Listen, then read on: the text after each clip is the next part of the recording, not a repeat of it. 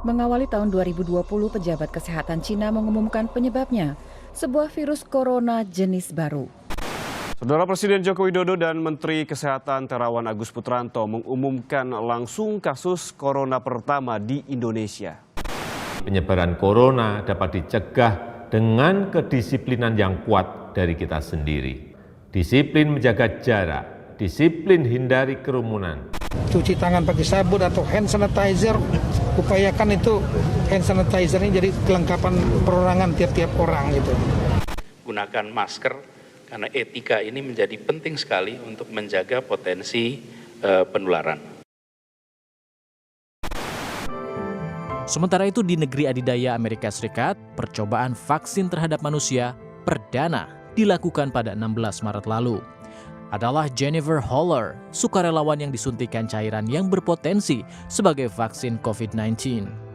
Menurut Badan Kesehatan Dunia atau WHO, ada 4 fase uji coba vaksin yang dilakukan peneliti dan perusahaan farmasi di seluruh dunia. Pada fase praklinis, pengujian vaksin dilakukan kepada hewan mamalia seperti tikus dan monyet. Uji coba ini untuk menilai respon kekebalan vaksin. Lalu ada uji coba fase pertama. Di sini ilmuwan memberikan vaksin kepada sejumlah kecil orang untuk menguji keamanan, rangsang imun tubuh, dan dosis. Pada fase kedua, peneliti menguji coba vaksin ke kelompok yang lebih besar dan jumlahnya bisa mencapai ratusan orang. Peserta uji coba ini dibagi berdasarkan kelompok, misalnya orang tua dan anak-anak. Uji coba ini untuk melihat efek dan respon vaksin pada kelompok tertentu. Dan pada fase ketiga, peneliti menguji vaksin kepada ribuan orang. Dan menunggu berapa banyak yang terinfeksi, sekaligus melihat seberapa efektif vaksin ini melindungi para peserta uji coba dari virus corona. Bila dinyatakan ampuh, tahapan selanjutnya adalah persetujuan. Di sini, regulator tiap negara akan meninjau dan memutuskan apakah vaksin tersebut bisa digunakan di negara mereka atau tidak. Kementerian Kesehatan mengeluarkan surat edaran menetapkan jenis vaksin untuk pelaksanaan vaksinasi COVID-19. Dalam surat edaran tersebut, sejumlah vaksin yakni AstraZeneca, Sinopharm, Moderna, Pfizer Inc., Biotech, dan Sinovac sebagai vaksin yang dapat digunakan untuk pelaksanaan vaksinasi di Indonesia.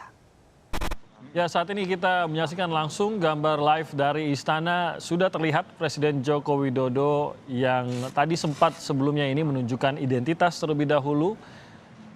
Dan saat ini dilakukan pengukuran tensi.